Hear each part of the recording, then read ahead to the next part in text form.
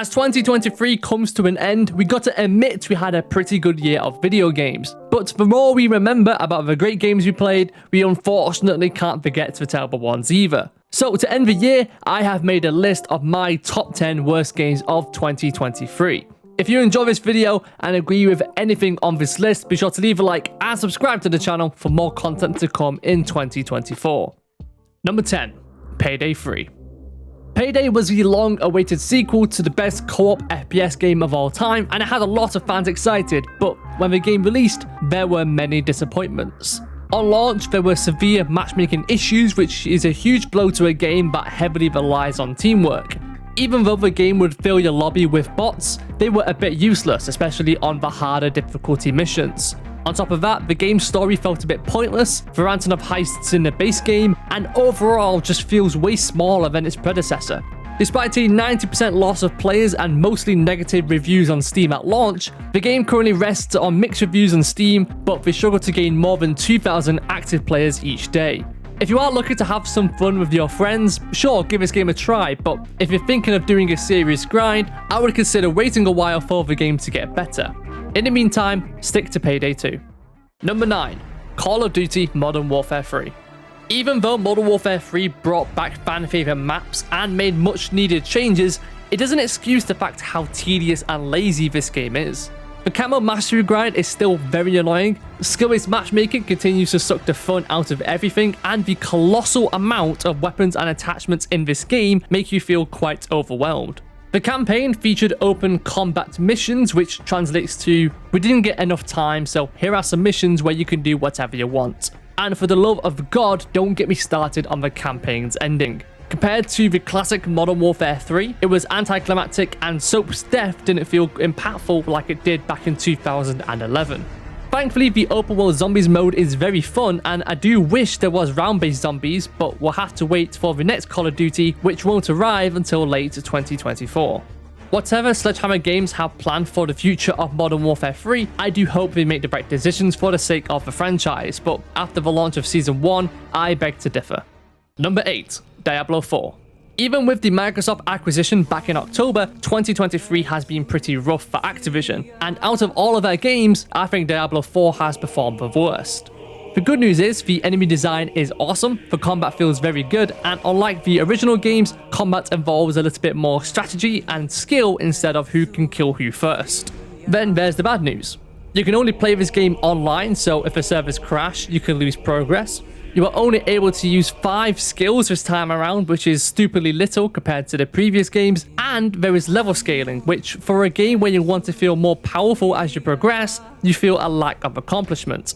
In terms of the game's story, the only highlights are the beginning and the end, which sets up the next big bad for future DLCs and games, which looks to be Mephisto. Diablo 4 is on Season 2 at the moment, and so far seems to be doing okay, but after the shaky launch back in June, Activision Blizzard has a long way to go to fix their mistakes, so for now, the game will remain to be quite mid. Number 7. Crime Boss Rockay City. When this game was announced, it gained quite a lot of attention due to the cast for this game. Michael Madsen, Kim Basinger, Danny Trejo, Michael Rooker, Vanilla Ice, and even Chuck Norris. But Crime Boss is a reminder that just because you have a cast of iconic actors from the 90s, it doesn't mean they're gonna make your game 10 times better. Although I think the script is mainly to blame, I do think their performances in the game were pretty bad.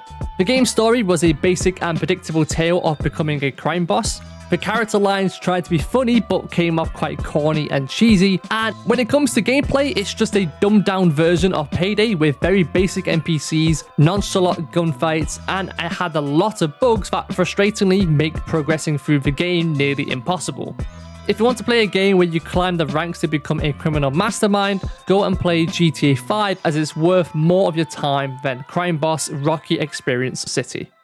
Number 6. Forspoken.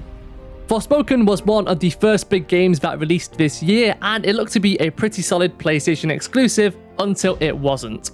The game had an onslaught of unskippable cutscenes, and I had a tendency to freeze me in place to listen to pointless dialogue that left me screaming into a pillow.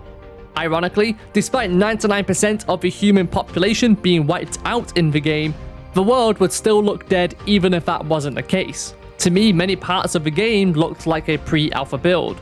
Then you have basic mind-numbing combat, poorly delivered dialogue, and an African-American protagonist who deals with a problematic and derogatory ensemble of white characters. The only positives I have for this game is that the enemy designs were pretty cool, and so were the designs of the attacks. But for the price of $70, yeah, it's not worth your time to be wasted. Number 5, Redfall. As Forspoken was the flop for PlayStation, Redfall flopped just as bad for Xbox. I expected a vampire slaying action RPG, but instead we got an unfinished looter shooter with a forgettable story and harmless vampires. During the 3 hours I managed to withstand, I can't even remember what the game's story was about. Even when trying to find stories by exploring the island, I found myself walking for ages without shooting my guns once. Then there's looter shooter mechanics, and as a fan of looter shooters, it's quite evident that Redfall makes it far too easy to get the best loot. Then you had combat, which...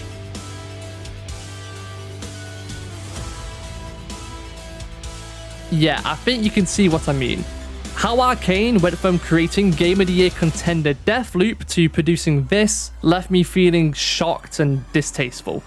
Even though Redfall has since made major updates and improvements, I would not touch this $70 game again with a 20-foot wooden stake. Number 4, Lord of the Rings Gollum. When this game was announced, I'll be honest, I had high hopes, but oh boy, I was so wrong. Of all the games on this list, this may be the buggiest, which pairs awfully with the stealth and parkour mechanics, which are just dreadful on their own. The graphics are very outdated, and the character models feel too cartoonish for a game set in a medieval gothic world. There are pointless objective pop-ups like go and eat, go to your cave, go to sleep, wait in line, go to sleep again, and so on until it becomes tedious. But I think the most laughable features of this game are the death animations and the UI font. Gollum is so fragile, you can die to almost everything in this game, including being slapped, which, yeah, it's quite funny. But then with the UI font, like, I just want to know who decided to list this game for $60 when it uses the Calibri font. It's literally the font I'm using right now to write this script. If you bought this game, please go to Mordor and throw it into Mount Doom. Number 3, The Walking Dead Destinies. Oh, you think it couldn't get worse than Lord of the Rings Gollum? Well, it does, so buckle up.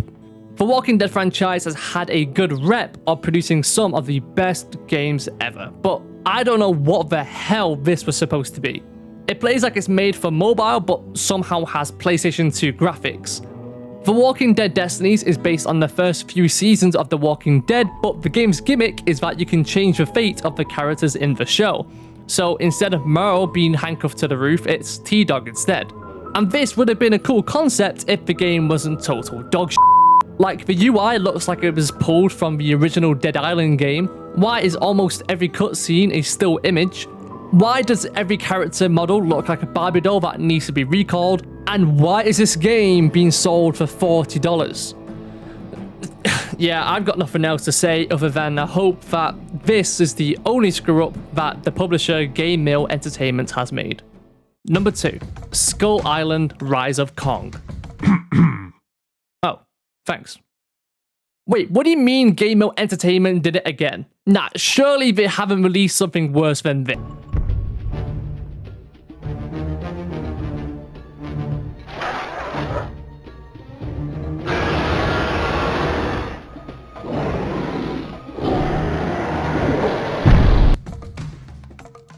You're telling me they had the audacity to charge $35 for this?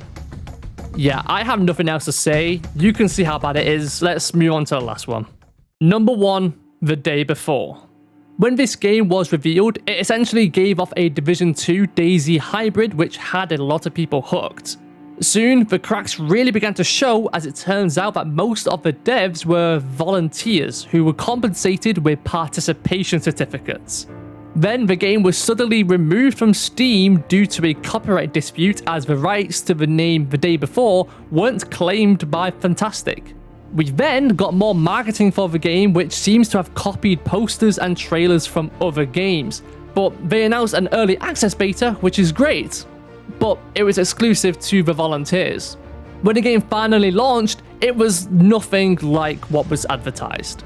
Instead of an open world zombie survival MMO, it was a minuscule extraction shooter where you would rarely, and I mean really rarely, see a zombie or a player.